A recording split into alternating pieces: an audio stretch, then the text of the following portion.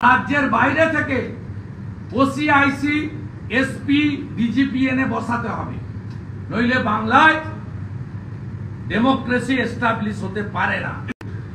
সবচেয়ে বড় কথা, ইসিআই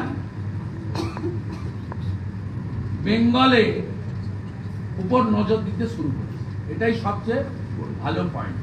মমতা ব্যানার্জি 35,000 হিন্দুর নাম চাকরি দিতে পারেন না, অন্য রাজ্যে গেছে, নাম কাটতে পারে। এবং আশ্চর্য হয়ে যাবেন, তৃণমূল যে 35,000 মাইগ্রেন্ট লেবারের অবজেকশন দিয়েছে, 100% হিন্দু, একটা অন্য কমিউনিটির নাম দেয়নি।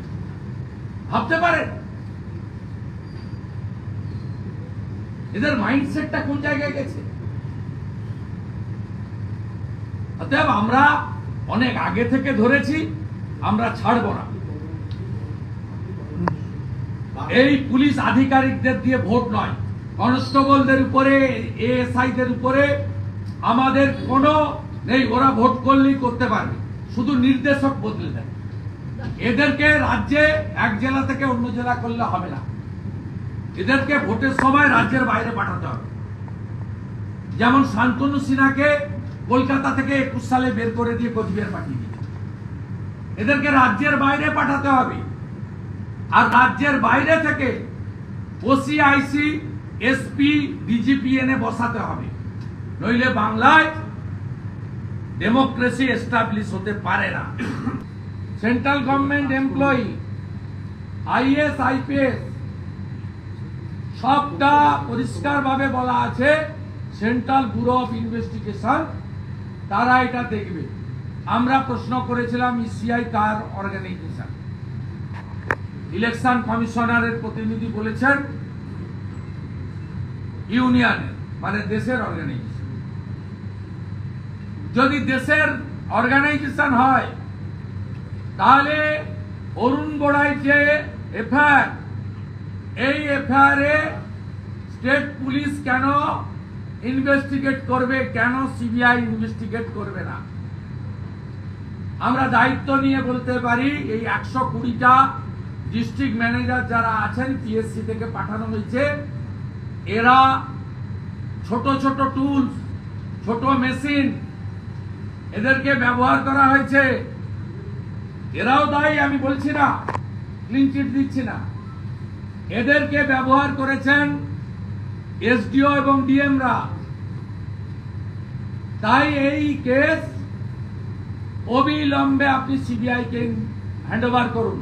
উনি বলছিলেন সাব জুডিস, আমি বলেছি সাব জুডিস নয়। অরুণ গোড়াই কলকাতা হাইকোর্টে গেছে যে আমাকে দিয়ে করানো হয়েছে, সেন্ট্রাল এজেন্সির ইনভেস্টিগেশন চাই। কিন্তু কলকাতা হাইকোর্ট এখনো কোনো ইন্টারলগেটরি বা ইন্টারিম অর্ডার দেয়নি। স্বাভাবিকভাবে এটা সাব জুডিস এই মুহূর্তে নয়। আপনি চাইলে ইসিআই কনকারেন্স নিয়ে, লিগ্যাল ওপিনিয়ন নিয়ে, উইদিন ফিউ আওয়ার্স এই কেস আপনি হ্যান্ড ওভার করে দিতে পারেন সিবিআই কে।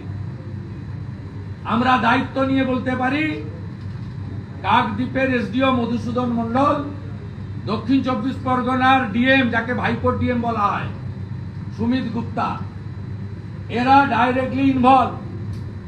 আজকে যাদের জন্য অরুণ গোড়াইয়ের বিরুদ্ধে এফআইআর সাসপেন্ড হয়েছে, সেই আপনারা টিভি গিয়েছিলেন তাদের কাছে জিজ্ঞেস করতে কিভাবে নাম উঠেছে।